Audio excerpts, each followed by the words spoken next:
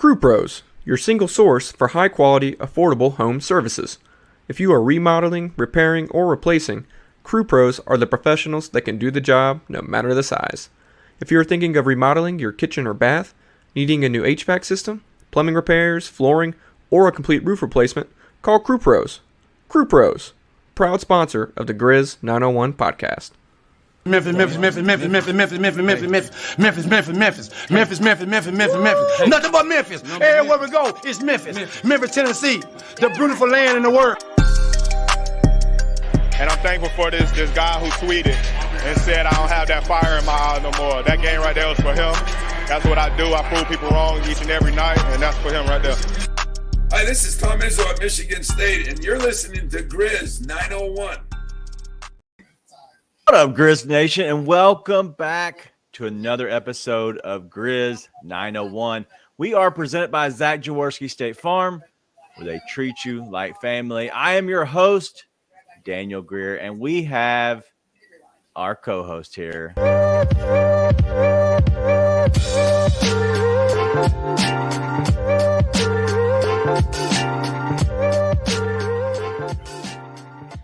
Yo, what's up, Nate?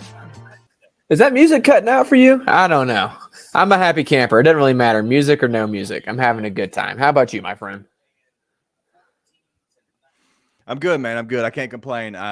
We haven't been here for a little bit, and so we want to apologize just first and foremost. It's been spring break for me personally. I was supposed to be out of town. We were going to do a post-game show.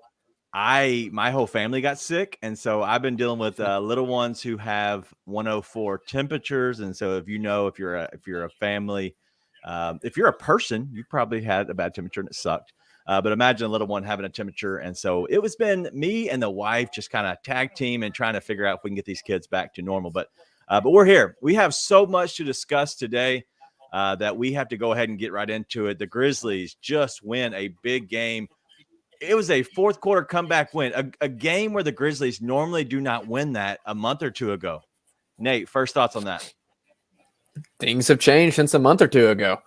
I mean, they've turned around. I think really turned around over the past couple of weeks where, I mean, the Heat game was very much so the outlier, whereas I think we had gotten into a stretch where what happened in the Heat game had been much more commonplace. And the Grizz are dominating fourth quarters right now. I mean, they're winning these games in fourth quarters. The San Antonio one obviously was a massive comeback where they dominated the fourth quarter. The Golden State game, they dominated, pulled away in the fourth quarter. And then this game, obviously I think they were down 13 going into the fourth or something like that. 13. Come out. Yep. 13, come out and win by 4. I mean, that's outscore a team by 17 in a quarter is no easy feat, and they did it. So they're dominating, man, and a lot of it thanks to old Jaren Jackson Jr. We're seeing a side of him we've never seen before. Not like this. Yeah, we're going to get into Jaren a little bit later on, and I know Nathan wants to discuss him very much in depth, but we're also going to talk a little bit about Ja Morant. Like, his return is imminent, right? He is coming back at some point. I don't know if anybody knows. I don't know if it matters. I just know that he is back with the team, and that's the only thing that matters to me personally. But we're going to discuss that just a little bit because I think it's important to kind of see maybe what it looks like going forward. And so briefly going to discuss that, probably close the show with that. But before we get there, let's go a little bit back in time. Okay. We haven't been here since what game was it? The Heat game? Was that it? The Heat? No, we didn't do the Heat game. It was the game before it, whatever that was. Okay, so we did the Mavericks game. All right, so it's the Heat game we missed. Mm-hmm. Okay. Yep. And so we missed the Heat game, 138-119. Grizzlies didn't play well, right? I don't know if there's much to discuss about that. I think that's a throwaway. It's an outlier. Yeah. The Grizzlies kind of got it under control a little bit. Spurs, Kenny Lofton played. They didn't look good at all, right? It was a very much a hangover from that Heat game. The Grizzlies bounced back. Junior is a big key contributor there, and it was kind of his breakout game of the year so far. And so shout out to Junior with that. And then you obviously get the Warriors, 4 hours of sleep for Dylan Brooks. He comes in. They end up controlling that game for majority of the game. And then Four Finger Clay is 133 to 119, and he goes down. And then tonight, 112 to 108. These are big, key games the Grizzlies are winning without Ja Morant. I know we're going to get into Jaren, but is there anybody else that you're seeing that's stepping up that's just outside of like our main dude? I mean, there's a lot of characters. I think one that is not going to light up the scoreboard, but that needs to be recognized is Xavier Tillman. I mean, I thought his time on this team was pretty well done earlier in the year, and he has proven me way, way wrong. I mean, he is contributing the way he contributed his rookie year, which is going to be needed with Brandon Clark out, right? I mean, when you get into playoff rotations, you're not going to see a whole lot of X. There's going to be moments where you need someone to fill in that role. And he's proven himself more than capable of doing it. You got Tyus, who, of course, has been a steady hand. Dez has played really well. Tonight was obviously a little bit off. But number one, Jaren. Awesome in a way that we all have known he could be awesome. Now he seems to know he can be that awesome. And you've seen the light bulb switch. Again, we'll get to that. The other one's Dylan Brooks, man. Listen, Dylan he obviously lit it on fire in the Spurs game. He hit those massive shots, and then he came into the Warriors game 4 for 4. Awesome defense. I mean, game of his life type game. But he's just played really solid, great team basketball in this little stretch. And I think that Draymond calling him out for the teammate stuff, I think he took that to heart a little bit. I don't think that it's overstated. Somebody pointed out, I don't know if it was Fish or somebody with Grind City, I think. Maybe Brev, talking about since Draymond went on the pod and said that stuff, Dylan has been the most locked in he maybe has ever been. I think he's right. I think that had an effect on him where he's doing that. And you see it in his shot selection. He's not taking nearly as many crazy shots. One thing that I saw tonight that I've seen a lot over the past little stretch of games, I'm not sure if you've noticed, when it gets down to 3 minutes or so left in the game and it's a tight game, Dylan's not letting it fly from that corner unless he is wide open in those moments like he did with the Spurs. Like he was feeling it in those games, so he took them tonight. He passed up open shots saying, hey, we need to get this to Dez or Jaren, which is what more do you want from the guy? Yeah. Any efficient, a locked-in defender of Dylan, like Dylan Brooks, that's the player you want, right? And him. And you don't want an inefficient player. You want somewhat efficient. You have to accept the good with the bad. Like Dylan will always be an inefficient scorer on a consistent basis, right? He's going to be that. The outlier is the efficient games. But if you can accept all of that, if you get somebody who's locked in defensively, and I think that's what he's been. Who's stepping up? And I always look at game by game and kind of seeing what stands out to me. We're going to go all the way back to the Spurs game, which I just mentioned. Kenny Lofton Jr., right? He steps up out of nowhere. Somebody that is unheralded, right? Somebody that a lot of people don't know of. If you're not like a Grizzlies fan or somebody who tracks the NBA or maybe just, college basketball, the draft. And then you get to the Warriors game and you have guys like Luke Kennard. I think he went 4 of 8 in that game, right? So somebody different. And then tonight it's Santi Aldama. Who's stepping up is a little bit of everybody. And that's what championship teams need. You know the game plan going into a game that you have to stop Ja, Jaren, Bane, right? And that is really your main game plan, is how to defend the Grizzlies. But if you're continuously having somebody else step up, one, it goes to the front office. Hats off to them for getting these guys, to the coaching staff, for bringing these guys up, to the players for actually stepping up to the plate and contributing on a big basis and on a consistent basis. Like, these guys are still really good. I didn't even mention David Roddy. Okay, let's just be honest. These guys who normally do not play on and are up to the level of the 25 plus minute guys, they are stepping up. And that is really how this team is answering the call when 12's not there. Well, and it's gotten to the point where, tonight was an off night for the Grizz. And it's surprising when these shots aren't going down, right? I mean, Santi's had a rough stretch lately, right? It was nice to see him break out tonight and play really, really well. But it's been rough for him. But tonight Roddy wasn't hitting his shots. Kennard wasn't super efficient. Bane was having a really rough shooting night.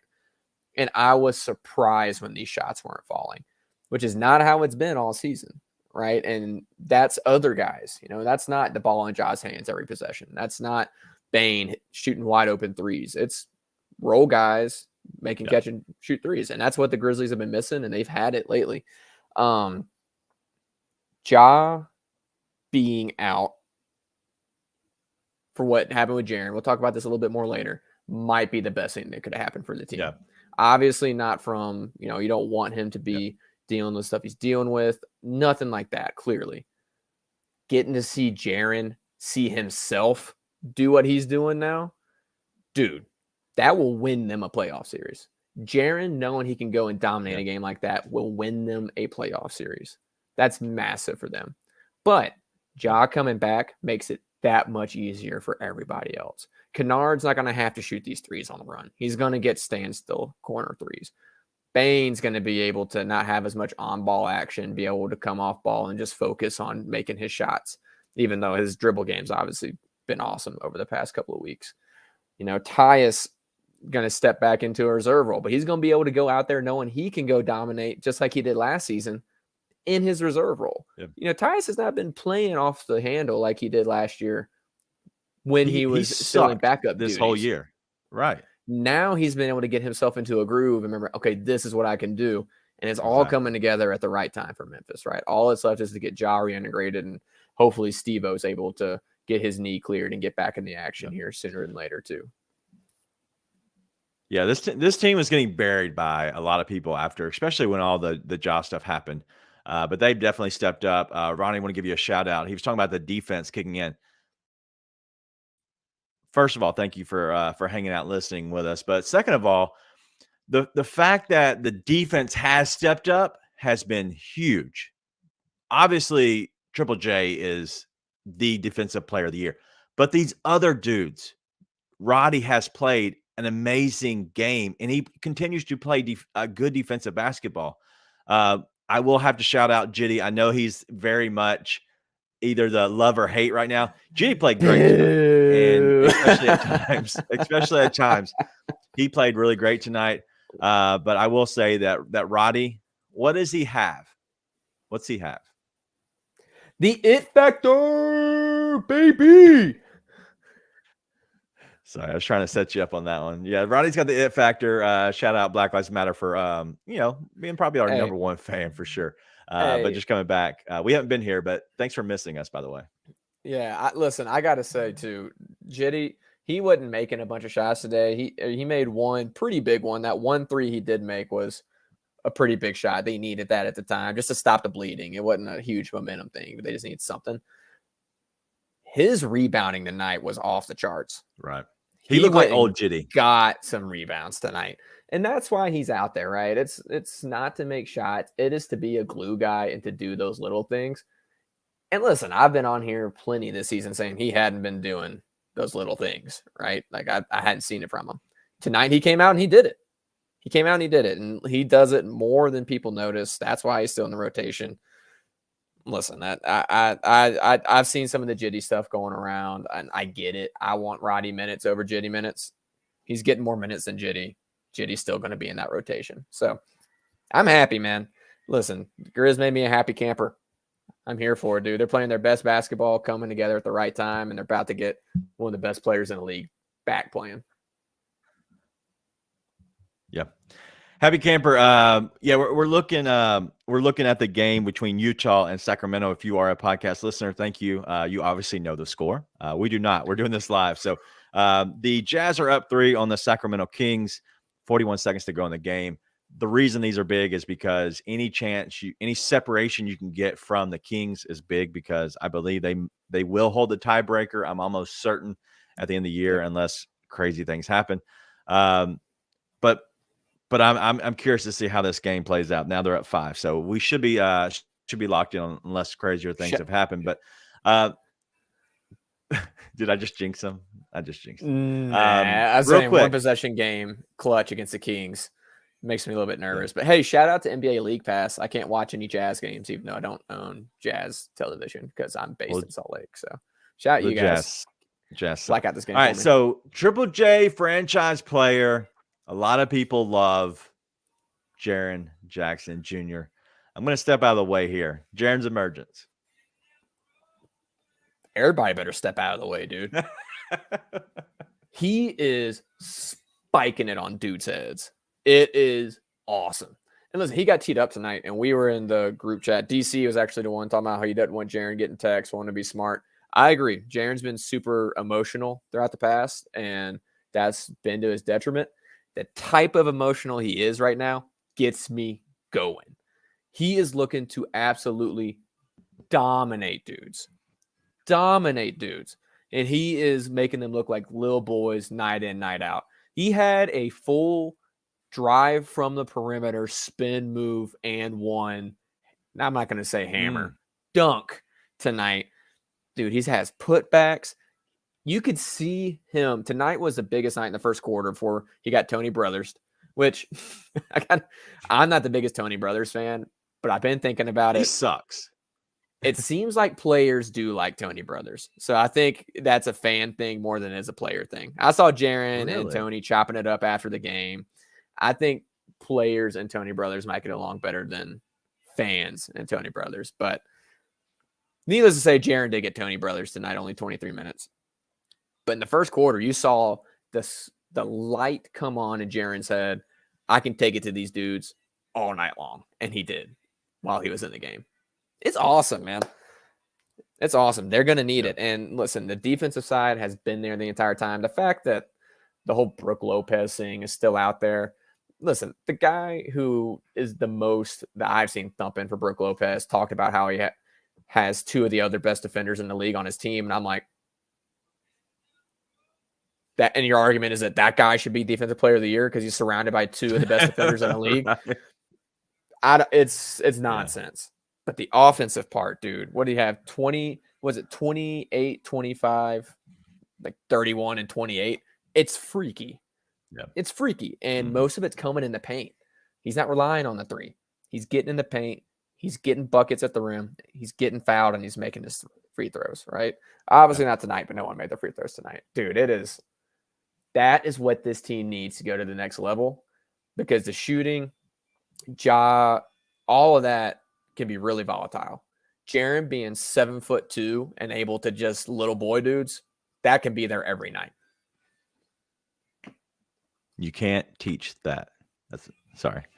Yeah, no, you can't teach that really. Honestly, like he is becoming a monster. The first thing, okay, so I've watched obviously all these games just like all of us fans have as well.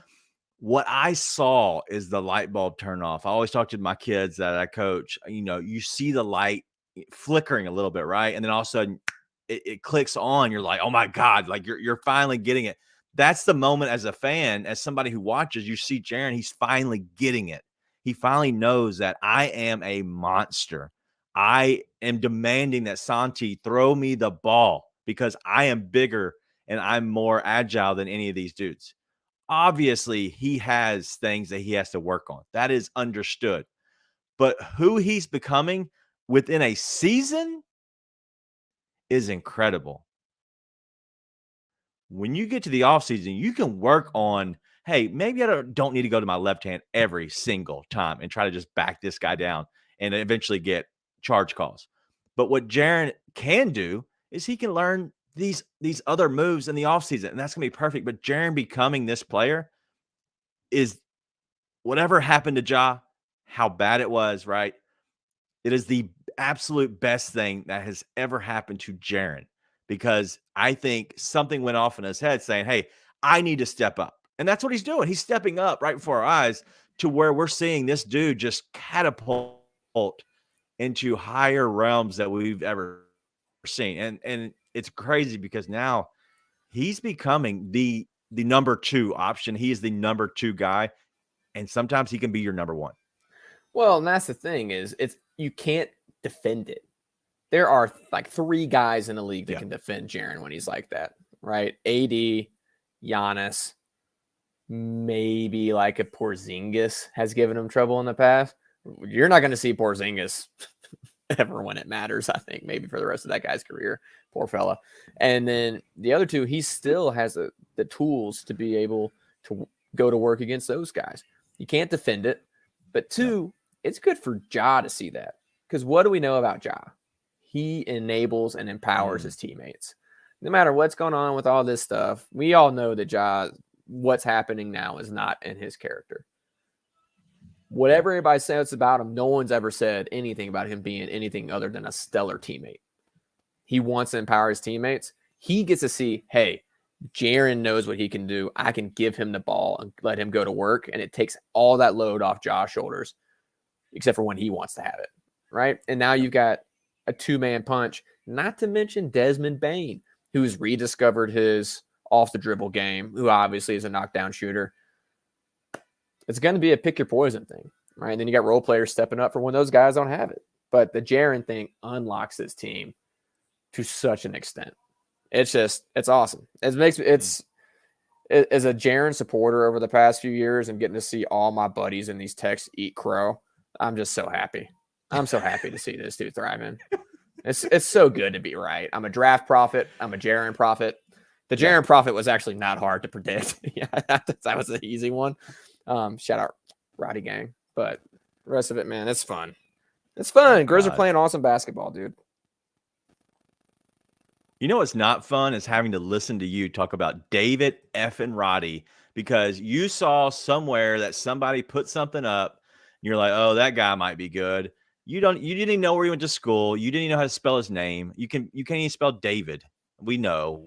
He's a legend of Fort Collins. So what are we talking about? I know everything about CSU. Are you kidding me? You do now. What are you talking about? No, I knew plenty about CSU. You did not know anything about David Roddy. Listen, how many things are out there about you mean this the Antelopes? Awesome.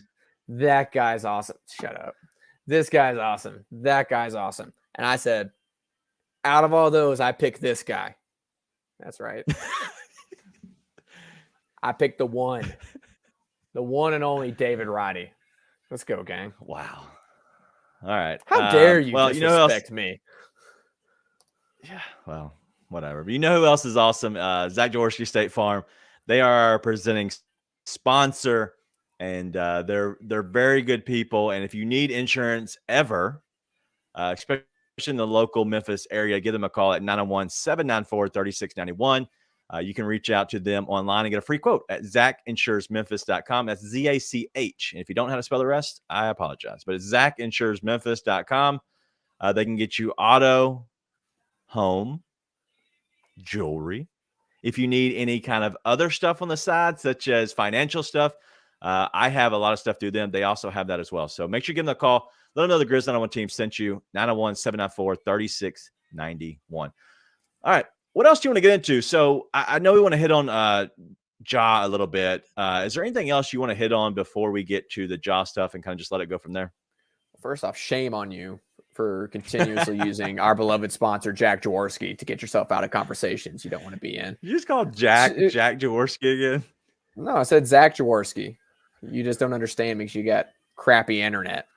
No, I mean, we touch on everything. Listen, I love Dylan. How about Dylan generating great content for us, man? Just great engagement via Dylan. Shout out to all the Butthurt Warrior fans giving us free clicks. My God, it's awesome. I appreciate you guys. 1 million views on that one piece. So love it. God, that's just a good feeling, soaking in all of the hatred.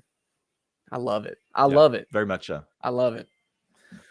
All right. One thing we do have before we get to the Ja stuff, I want to say that I have 2 extra tickets to the Mismatch live show.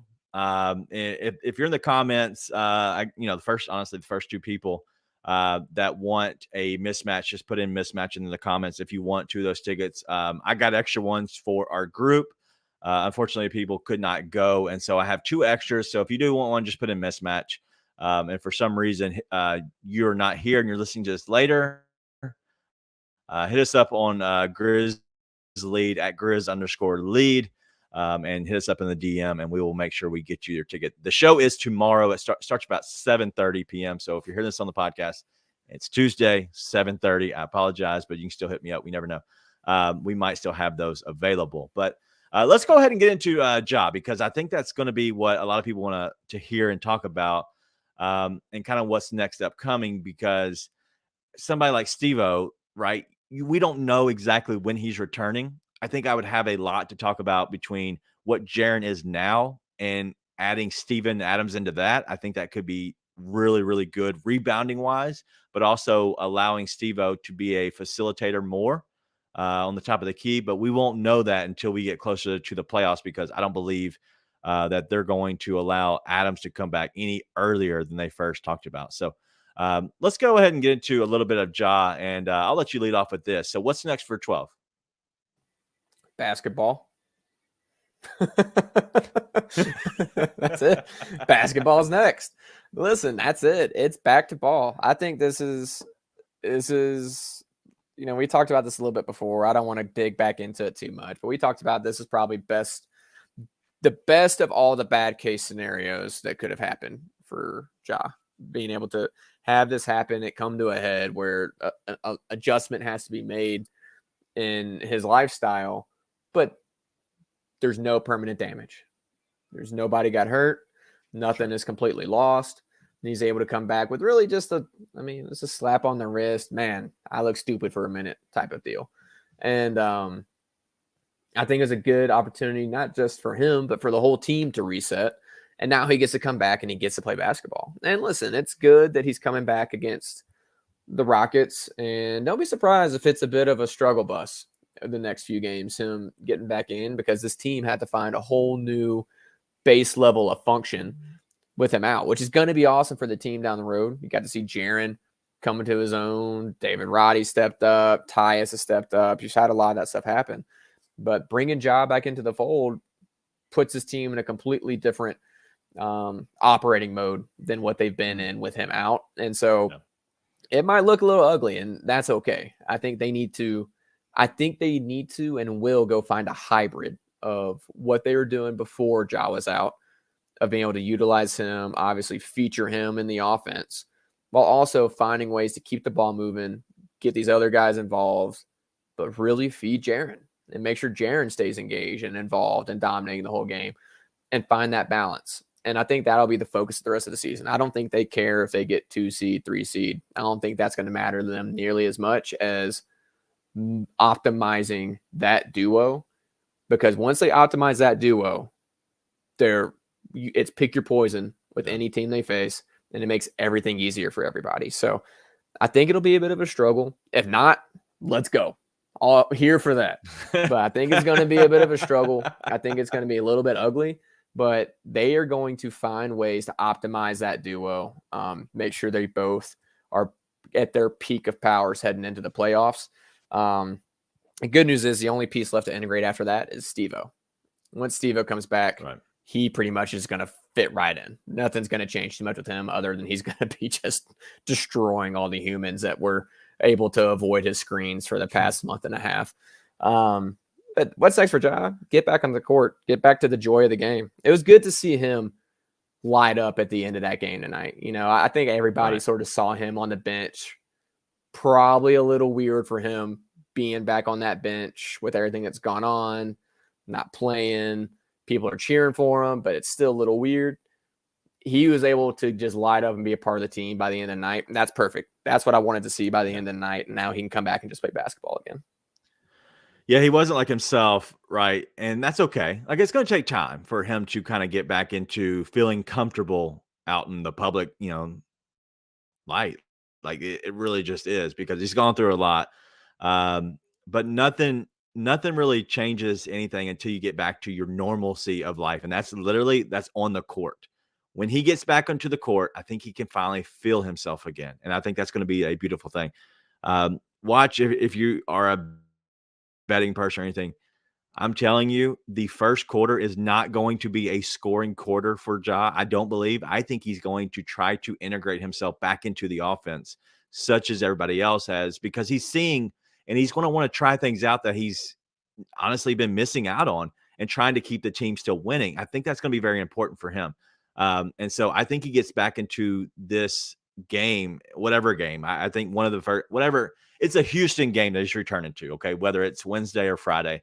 I think that Ja is going to try to integrate himself back into it. And that's really what you want. You want a guy who can get back into the team and mesh back into a little bit of what's working for them, what benefits the players that are already there. How can he be a duo with Jaren? Maybe they give Jaren the pick and roll option, such as they gave Steve-O. That might be very important.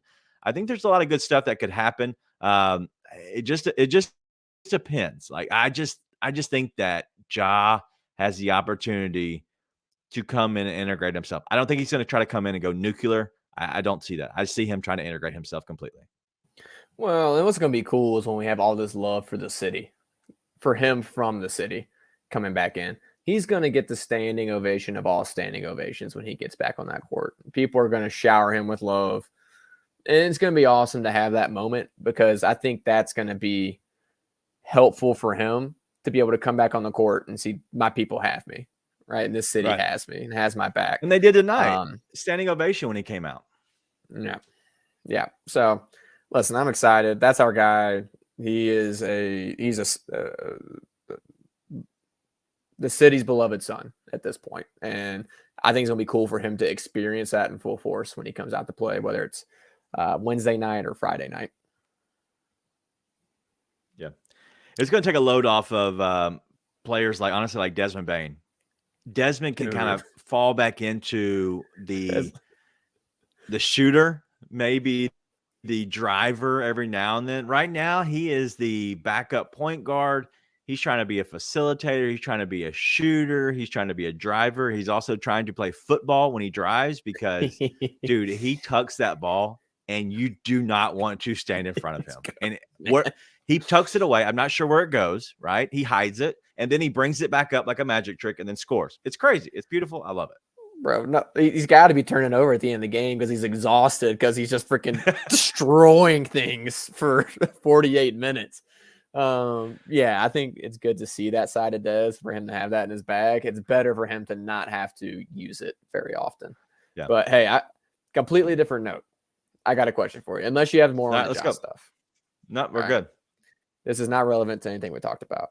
I was just looking through this. I'm looking at the seeding. Kings lost, so Grizzlies are a game up. Yep. For the 2 seed right now. 3.5 back at Denver. Do you want that 1 seed, or would you rather be in the 2? That's a great question. I haven't answered. I'm pretty stand firm on, so I want to hear yours first. My dog woke up, by the way, if everybody sees. I heard too. She's just a baby. Yeah, she whines a lot. She's old. She's 14 now? She's a pit. She's 14. Anyway, she cannot. She didn't even know I was in here. Pit bulls are the absolute best dogs.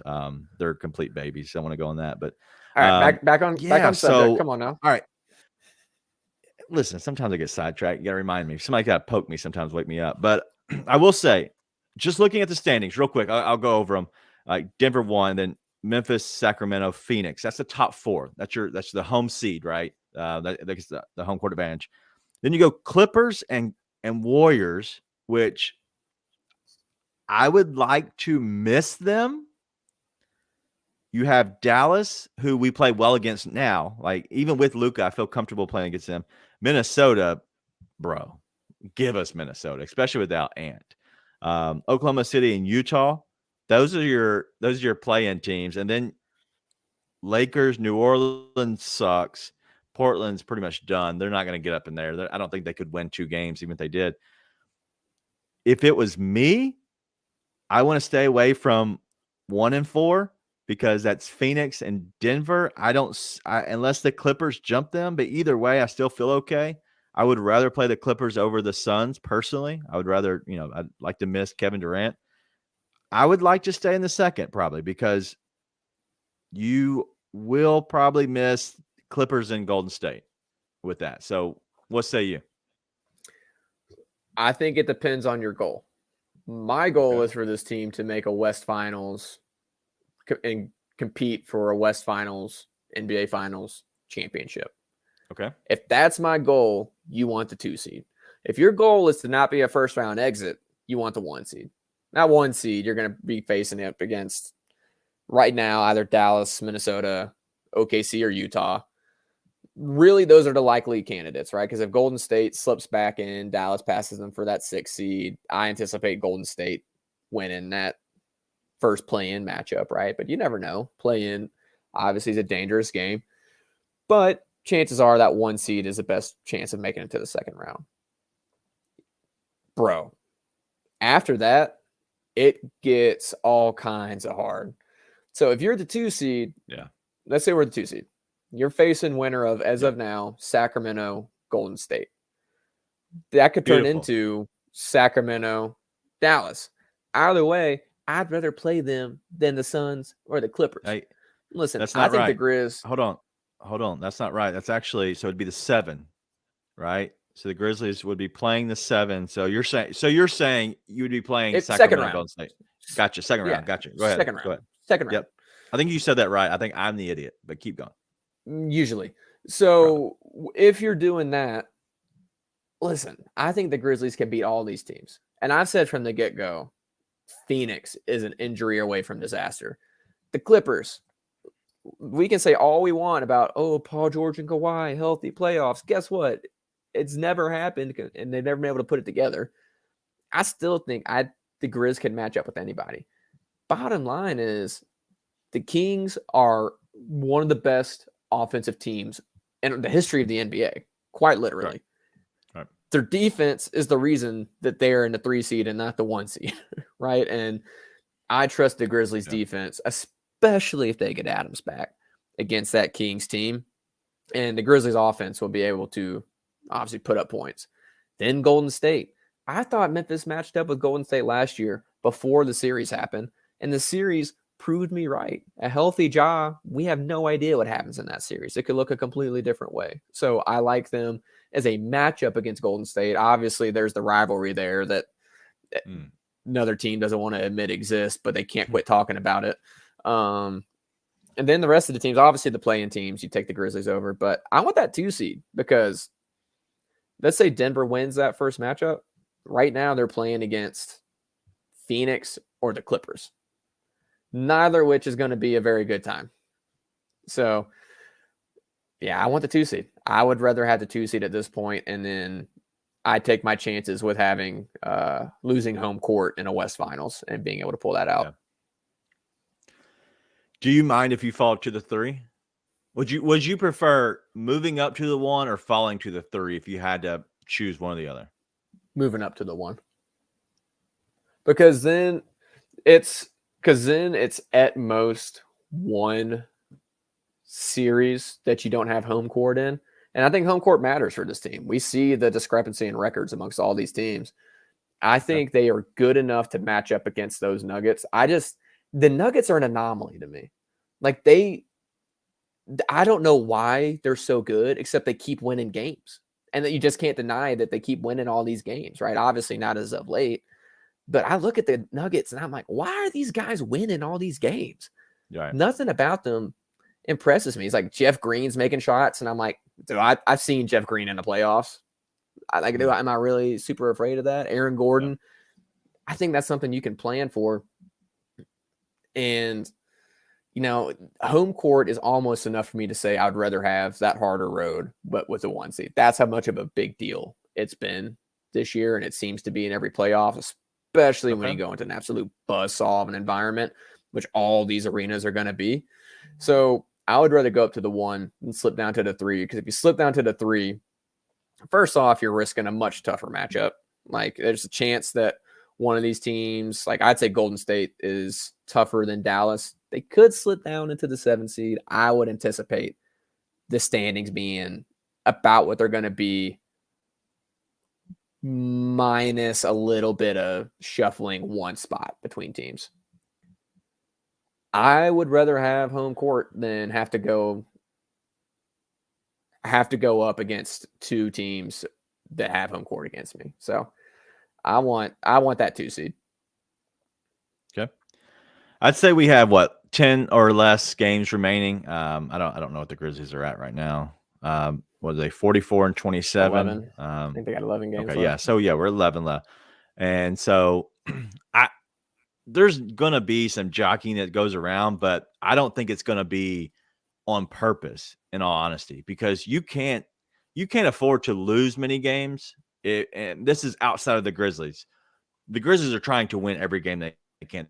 They're trying to just figure out themselves, right? I think they want to win every game, but mostly they want to figure out this team, right? Get us rolling, get us back on track, because you have fresh legs from Ja. You're going to have fresh legs, maybe after some training from Steve-O, who I think is probably doing, more crazy training, like Viking caveman training, just because of who he is. He's probably, crazy enough to do that kind of a training. So he's probably going to come back normal and on fire, ready to go. You have fresh legs out of some of those guys. Plus, you might, with the records you have, especially these next 2 games, you have a young team, but I feel confident in our young players to outplay those young players on Houston. So you have a chance to probably sit people like Jaren, for a game. I don't know if Ja comes back in the first game. So I think there's opportunity to sit guys here and there, especially guys like Tyus, who's probably just his tongue is dragging the ground because he's doing so much as well. I think there's a chance for that. But outside of the Grizzlies, I think that there will be some jockeying, but I don't know how much they can do, because you lose a game or two, and dude, you could fall from all the way down from the 5 or the 6, all the way down to like the 7, 8, 9. It's crazy, man. It's tough. The Warriors are in 6th. Yeah. Yeah. They're a game and a half out to be outside the play-in. It's crazy 100%. down. It's crazy, basically 4 through 12, 13, 12. 4 through 12. I said, yeah. A lot could happen. I mean, you'd have to see some pretty wild stuff to see like a Phoenix drop all the way out, but it's not crazy out of the realm of possibilities for Golden State. But I want to go back to what I said earlier with this too. I don't think the Grizzlies care. I don't think they care if they're the 2 seed, the 3 seed, the 1 seed. They're trying to figure out how to play their best basketball down this last stretch of 11 or so games, right? They are trying to figure out how to reintegrate Ja and optimize him and Jaren and get that offense popping, because the defense, they're going to be able to lock it in. We've seen them lock it in. That's their focus. I don't think even winning games is their focus, right? Obviously, they want to win. That's what optimizing this team will do naturally. But they're focused on optimizing the team and toying with it and figuring it out. From what we've seen from them as an organization, the way they handled things in the past, they are not going to care about anything as much as how do we get to our best brand of basketball heading into this first round playoff matchup against whoever that would be. And I trust them to do it. Yeah. Chris in the comment says he wants the Warriors. Man, I want them bad. Yeah. But as he says, like the heart sometimes can't take it, but he wants to rip their heart out. Well, and he wants to do it on the biggest stage. And that would be the biggest stage. It'd be amazing. Well, let me tell you what destiny tells me it will do is the Grizzlies finish with the 2 seed. The Warriors finish with the 5 seed, and they each duke it out and meet in the West Finals.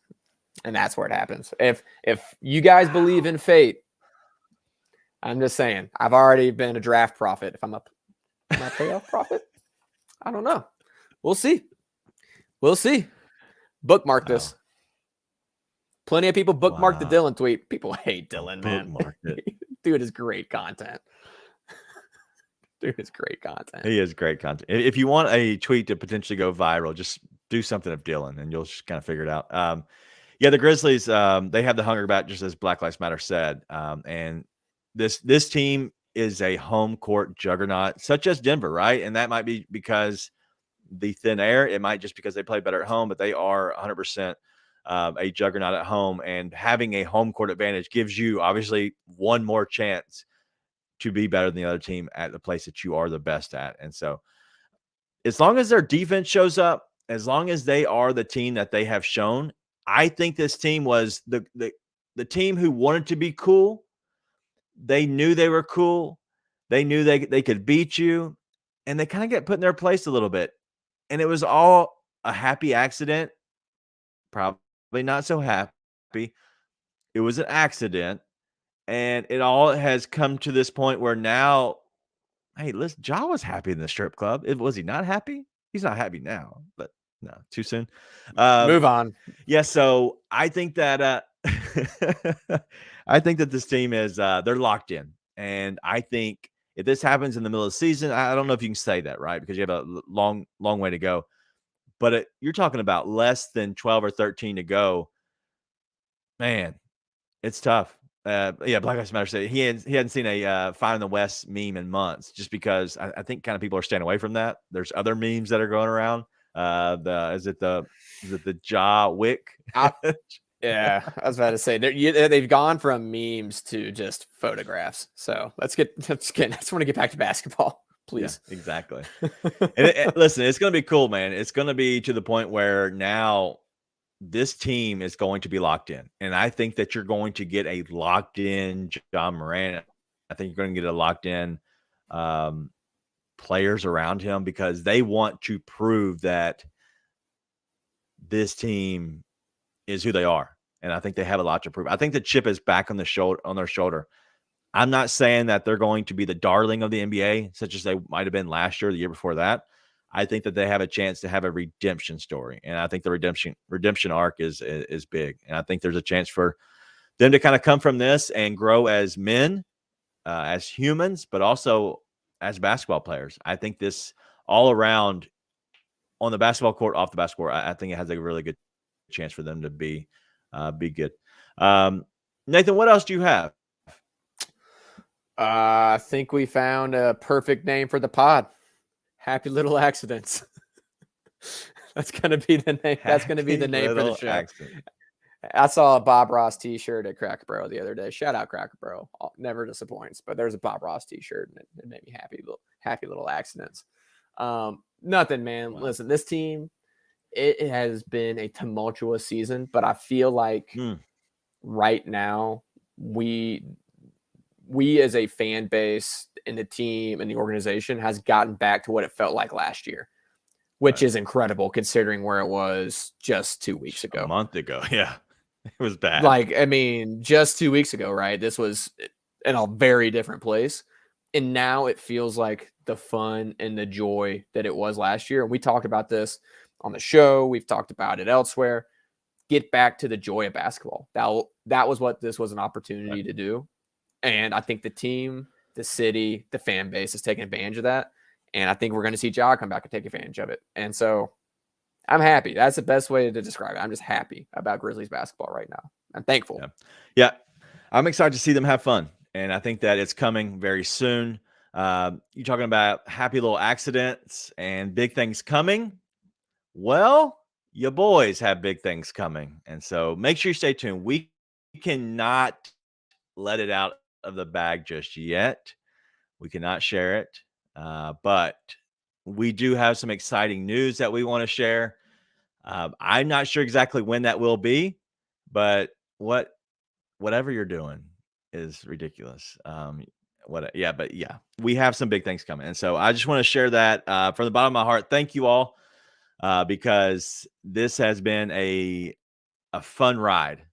We ain't done. We know we're close to be done. But some cool things are happening for us on our end.